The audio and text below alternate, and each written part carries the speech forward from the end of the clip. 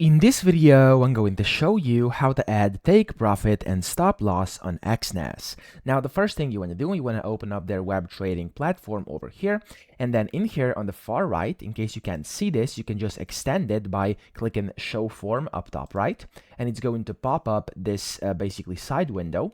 And then to actually add a take profit and stop loss, you must be on the regular form. So in case you are on the one-click form like this, you can't actually see the option to add take profit and stop loss, and then you have to click over here, click on the regular form, and in here you can now see it. So you can go ahead and set the take profit down here, and then the stop loss over here as well. Of course, you can customize it however you want to. You can even go to your chart and you can drag it up and down, and it's going to change over here. And then whenever you are ready, you can just go ahead and either confirm buy or confirm sell. Okay, so that's pretty much it. I hope this video helped you out. If it did, please subscribe to the channel and help me out as well.